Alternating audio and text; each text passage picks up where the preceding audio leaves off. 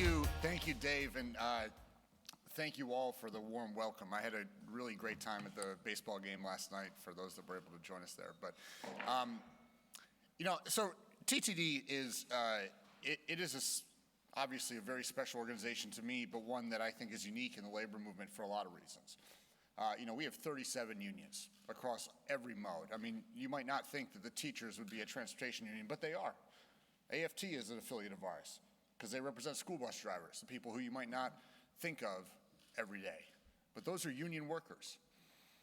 And we specialize specifically in federal legislative and regulatory policy. That's the only thing we do. We're not here to do your contract negotiations. We're not going to organize. We're not going to do your contract negotiations, all that stuff. We are here to be your advocate in DC, to be your advocate. Same with the pilots, same with the construction workers, same with the transit operators. And because of that, we have to be experts in our field. And in many ways, PASS really taught me how to be an effective lobbyist. And in particular, Abby Bernstein, who is an old friend of mine, taught me how to be an effective lobbyist. Because when I started in 2011, and there was the 2012 FAA reauthorization was going on at that time. And I remember going and working with her and lobbying with her on various issues. And, you're in the room with a bunch of people, whether it's the laborers union who has, tens of thousands of members, and you've got the pilots who have 60,000 members, and you've got the AFA, the flight attendants who have 45,000 members. And then you've got Abby in there who represents PASS, which is a smaller federal union. But she controlled the room. She controlled the room because she was an expert. She knew what she was talking about. She was an authority. She built up expertise and accountability and trust with federal policymakers. And it showed me at that young stage in my life that if you are going to be honest and informed and aggressive and knowledgeable, that you can make real change. You can be a voice of authority in federal politics and federal legislation, regardless of how large the union is or how many people you have. If you're going to be an expert and you're going to talk about safety and you're going to talk about accountability, then you can make a real difference. So it taught me a really valuable lesson, just learning from someone like Abby, who had done it for, at that point, probably 25 years when she was working on these issues. So it really taught me what it means to be an advocate for unions, but also what it means when you have experts at the table and real subject matter experts. And, I can go back to, I think about working with you all, with your union on various issues, even going to things like foreign repair station oversight. We have the Machinists Union, Transport Workers Union. They are, she's telling on her friend. But they're the ones whose members are, the jobs are being outsourced overseas. They're taking all this contract work and they're putting it in Singapore and places like that. And when we had the Government Accountability Office come talk to us about foreign repair station work issues, we had PASS come. And you all provided the most valuable information for those people who are auditing this issue. You all provided the sort of hands-on expertise about what does it mean, how we're able to provide oversight, safety oversight for these foreign repair stations. That is valuable. That is incredibly valuable, not just for us, but for the government to understand what you all are bringing to the table, understand what you know about how our aviation system works and how we need to be able to make it safer. So when you all are part of the table at TTD, at our executive council, we may have IBW with 1 million members, something like that, but you have the same voice that they do in everything we do. The exact same voice. And the reason is because we understand that the size of the union doesn't matter. What matters is the expertise you bring to the table. We are here to represent a diverse view of transportation unions, and we're here to recognize that what everyone brings to the table is vitally important to the way that we are going to operate our overall transportation networks, whether it be transit, aviation, rail, manufacturing, building, construction trades. Every single union is a vital piece of it. You are the ones who make it work.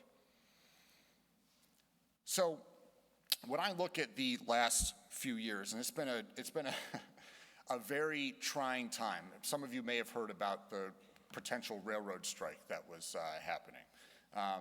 Some of you may have, obviously the pandemic. Pandemic was a potentially catastrophic event for transportation.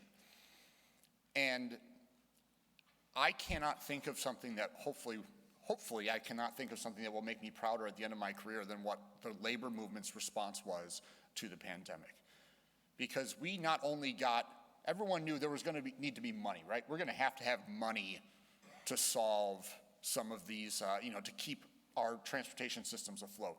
But the labor movement are the ones who did it the right way. We're the ones who actually provided the benchmarks, the roadmap for how to actually have a government bailout, because that's what it was, in a way that actually benefits the people who need the help.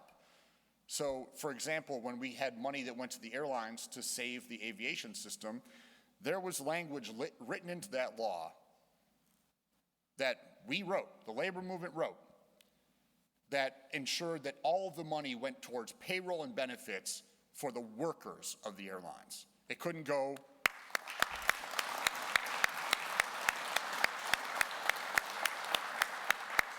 it's not going to cover losses. It's not going to pad the books. It's going to make sure that the people who keep the system operating are going to it's a bailout for the workers, not for the companies.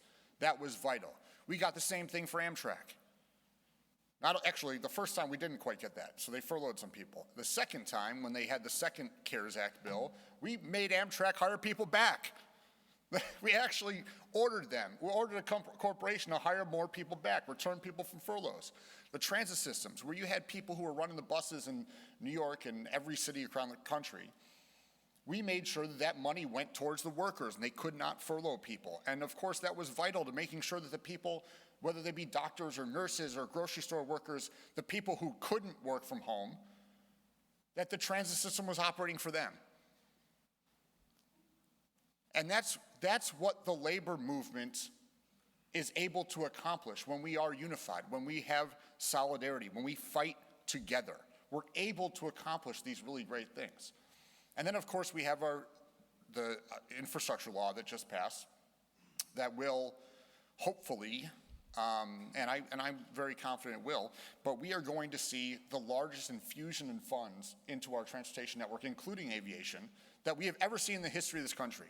It's the largest investment in aviation, in transit, and passenger rail that we have ever had at one time in this country. And we should be proud of that, because with this administration,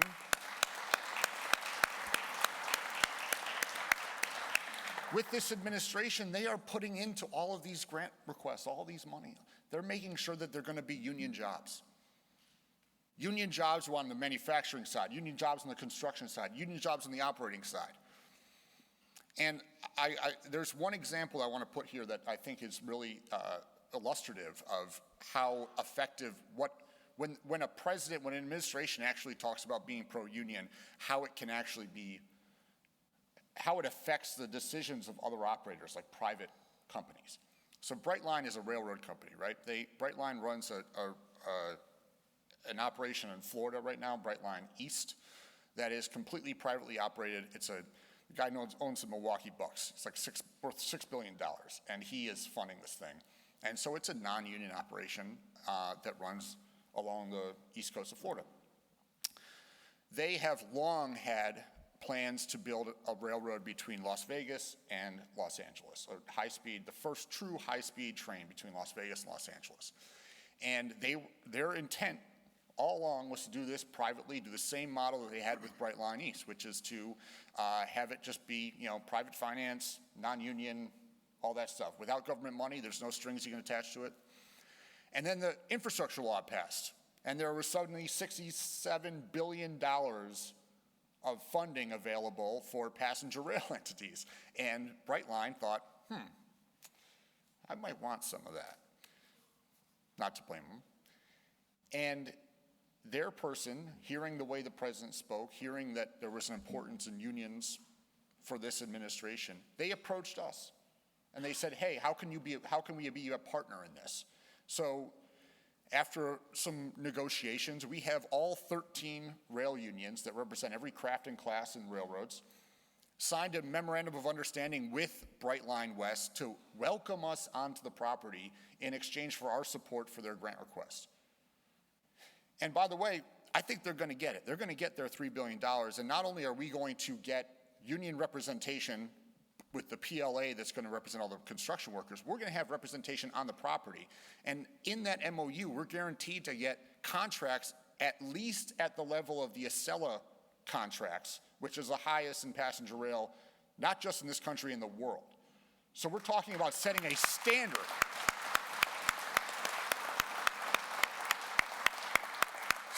This is what when we are together and fighting for the right things, you're talking about that example of making sure that we are not only putting more money and creating more opportunities for passengers, but we're setting a base level standard across the country about you want to do high-speed rail, this is going to be the standard. This is how we're going to do it.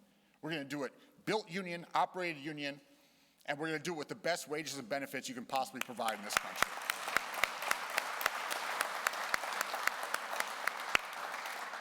So I am optimistic about where we can go from here.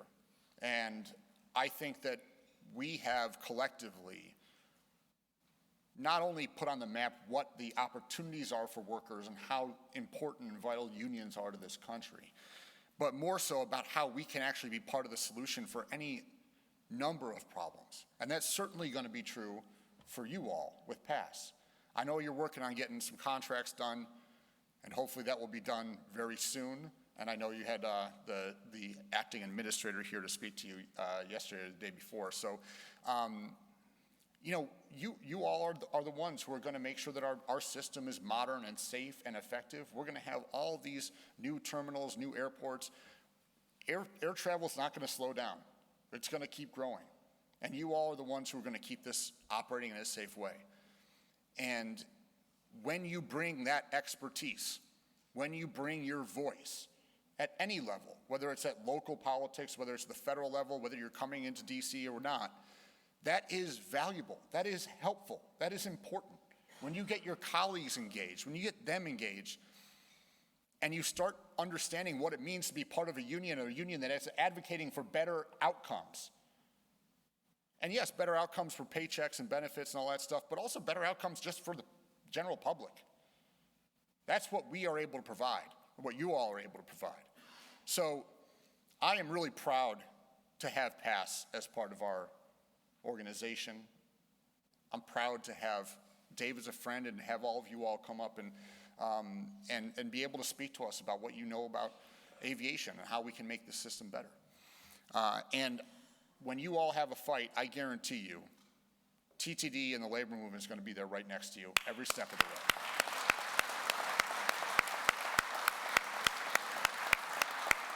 So thank you, brothers and sisters, for this warm welcome, and go Bills. Go Bills.